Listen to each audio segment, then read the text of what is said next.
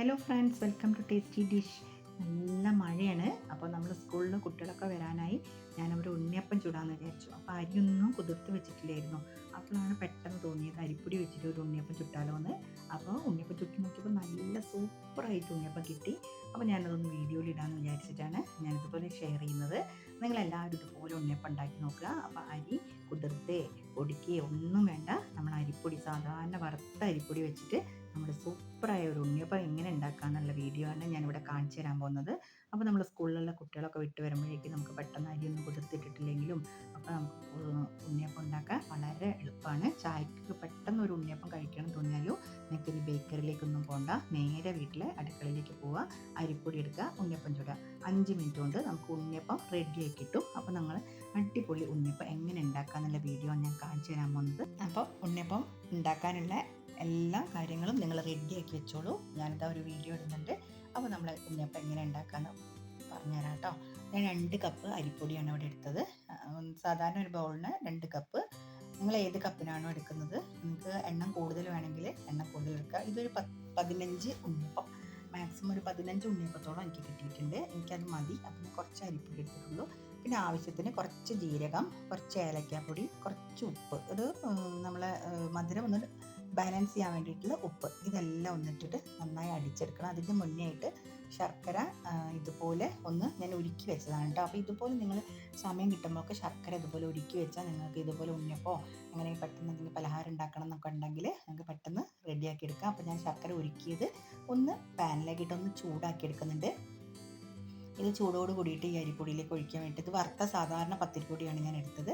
പിന്നെ ഒരു മൈസൂർ പഴം, സാധാരണ മൈസൂർ പഴം കട്ട് ചെയ്തിട്ട് അതും ഇട്ട് കുറച്ച് വെള്ളം ഒഴിച്ച് കുറച്ച് നമ്മൾ ഒരുക്കി വെച്ച ശർക്കരയുടെ ആ പാനിയും കൂടി ഇതിലേക്ക് ഒഴിച്ചു കൊടുത്തിട്ടുണ്ട്.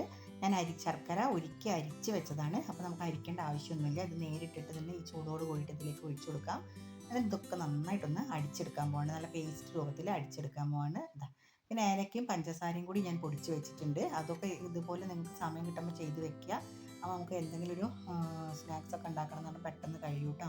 ഇതുപോലെ അടിച്ച് വെച്ചതിന് ശേഷം ഞാനിവിടെ 2 സ്പൂണോളം റവയാണ് ചേർക്കുന്നത്. സാധാരണ വറുത്ത റവയായാലും വറുക്കാത്ത റവയായാലും കുഴപ്പമില്ല. വറുക്കാത്തതോ വറുത്തതോ എന്തായാലും കുഴപ്പമില്ല കേട്ടോ. അപ്പോൾ 2.5 സ്പൂണോളം അത് ഇട്ടിട്ടുണ്ട്. അതിനകത്ത് ഒന്നും കൂടി അടിച്ചെടുക്കുന്നുണ്ട്. അപ്പോൾ ഞാൻ അടിച്ചെടുത്ത് അത് ബൗളിലേക്ക് ആക്കിയിട്ടുണ്ട്. കുറച്ചും കൂടി നമുക്ക് വെള്ളം ഒഴിച്ചത് ഒന്നും കൂടി ലൂസാക്കി എടുക്കണം. ഇത് കുറച്ച് കട്ടിയിലാണ് അടിച്ചെടുത്തത്. നമുക്ക് വേണമെന്നുണ്ടെങ്കിൽ വെള്ളം ഒഴിച്ചാൽ മതി. പിന്നെ നമ്മൾ ശർക്കരയുടെ മധുരമൊക്കെ നോക്കിയിട്ട് കുറച്ചും കൂടി വേണമെന്നുണ്ട് തോന്നി എനിക്ക്. അപ്പോൾ ഞാൻ കുറച്ചും കൂടി ശർക്കര ഇതിലേക്ക് ഒഴിച്ചു കൊടുക്കുകയാണ്. നേരിട്ടിട്ട് തന്നെ ഒഴിച്ചു കൊടുക്കുക. അത് ചൂടാക്കുന്നൊന്നുമില്ല, ചൂടാക്കാത്ത ശർക്കര തന്നെയാണ് കേട്ടോ അതിലേക്ക് ഒഴിച്ചു കൊടുക്കുന്നത്. ഫസ്റ്റ് തന്നെ ചൂടാക്കിയിട്ടാണ് ഞാൻ അത് ഒഴിച്ചു കൊടുത്തത് ഉണ്ണിയപ്പത്തിലേക്ക്. പിന്നെ നമുക്ക് വേണ്ട ആവശ്യത്തിനുള്ളത് തന്നെ ചൂടാക്കാത്ത തന്നെ നേരിട്ട് ഇതിലേക്ക് ഒഴിച്ചു കൊടുത്ത് ഒന്ന് മിക്സ് ചെയ്ത് കൊടുക്കുന്നുണ്ട്. കുറച്ചും കൂടി വെള്ളത്തിൻ്റെ ആവശ്യം ഇതിലേക്ക് വരുന്നുണ്ടെന്ന് എനിക്ക് തോന്നിയിട്ടുണ്ട്. അപ്പോൾ ലേശം നമുക്ക് ഏകദേശം ഒരു ഉണ്ണിയപ്പം ചുടുന്ന ഒരു രൂപത്തിലേക്ക് നമുക്ക് മാവ് ആക്കി വെക്കണം. അപ്പോൾ ഞാൻ കുറച്ചുകൂടി വെള്ളം ഒഴിച്ച് കൊടുത്തിട്ട് ഇതുപോലെ ആക്കി വെച്ചിട്ടുണ്ട്. ഇപ്പോൾ ഏകദേശം നമുക്ക് റെഡി ആയിട്ടുണ്ട്. ഇത്ര കട്ടി മതി കേട്ടോ. ഇനി നമുക്ക് വേണ്ടത് എള്ളാണ്. ഞാൻ എള്ള് ഇതേപോലെ കഴുകി വറുത്ത് വെച്ച എള്ളാണ്. ഇതൊക്കെ നമ്മൾ ഇതുപോലെ സ്റ്റോർ ചെയ്ത് വെച്ചാൽ നമുക്ക് പെട്ടെന്ന് തന്നെ എല്ലാ പലഹാരവും ഉണ്ടാക്കാം.